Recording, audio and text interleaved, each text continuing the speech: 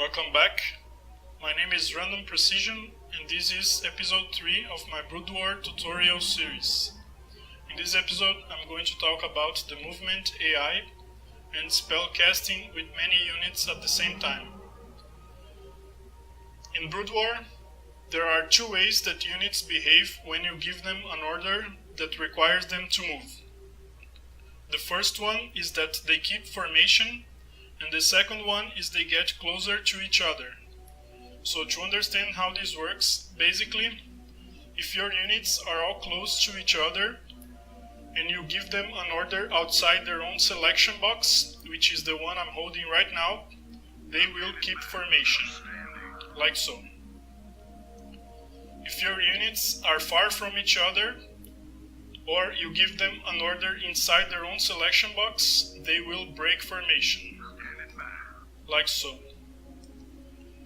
The maximum distance that units can be and still keep formation is 195 pixels each side for ground units and 255 pixels each side for air units. This is usually called the magic box. Real game applications include making sure all your units attack at the same time and avoiding opponents' splash damage. For example, if I had an opponent enemy here and I told these marines to attack it, they would all attack at the same time. If, on the other hand, I had the marines in this formation, the back marines would have to go around first and thus would waste time not attacking. If I had, for example, an opponent's lurker here, again I could use a formation so that only one marine is shot at the same time.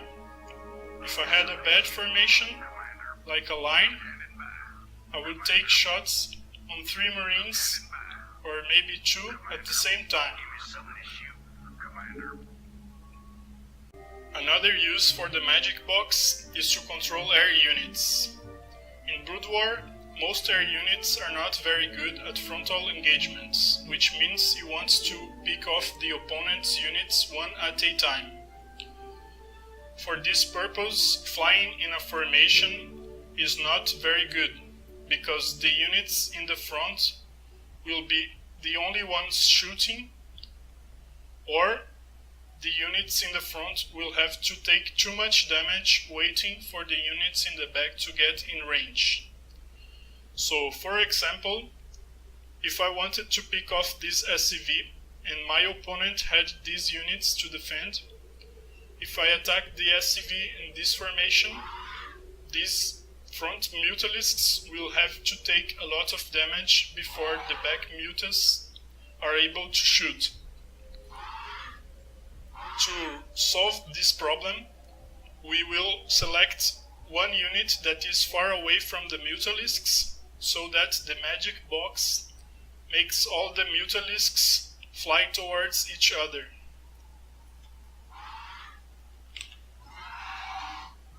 Like so.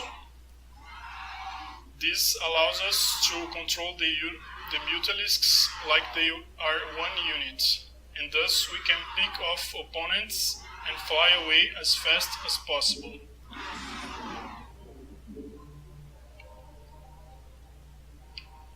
Most commonly used units for doing this trick are overlords, workers trapped behind the mineral line with buildings, like pylons or supply depots, workers trapped behind other units, sieged tanks, and burrowed units. As a makeshift stacking trick, you can also use geysers and mineral patches. Be aware that when you use a geyser or mineral patch, they will not hold the stack,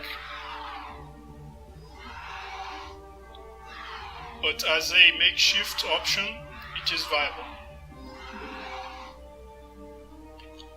Another use for the magic box is to understand how casting spells with many units selected works.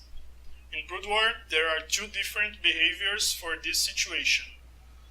The first one is that the units all cast the spell in the same location, and the second is that they will cast the spell in different locations at the same time. To understand how this works, if all your units are inside the magic box and you cast your spell on terrain, the spell will be cast in different locations at the same time, like so.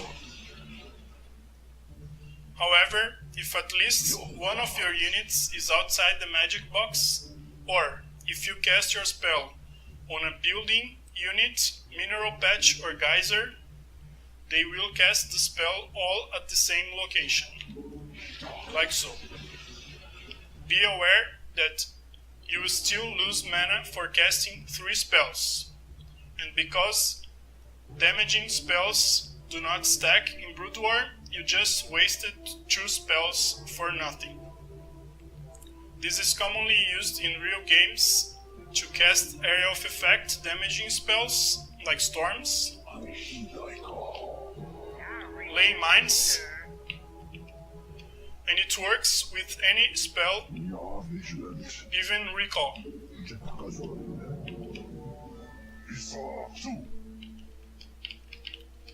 An observation about laying mines with this knowledge is that because the mine laying ability is not a ranged spell, it has a third behavior. When you tell vultures that are outside the magic box to lay mines, they can do one of 3 things. The first one is that they will lay both mines close together. The second one is one vulture will lay a mine and the second one will do nothing. And the third one, which is the rarest, is that both vultures will do nothing. To understand why this works, basically, when the unit reaches the destination to lay a mine and it realizes it's blocked by something, it will cancel the order and just sit there. When you tell 2 vultures that are outside the magic box to lay a mine, they will get close to each other, which means that sometimes both vultures will still lay 2 mines, sometimes one vulture will block the other, and so only one mine will be laid, and in the rarest case, both vultures will block each other. To make sure you lay mines correctly, select only one vulture if you want to lay only one mine, which is used in a real game to block expansions and to keep track of the opponent's army movement. Or, to lay many mines, make sure you have a magic box, like so. This is going to be it for this video.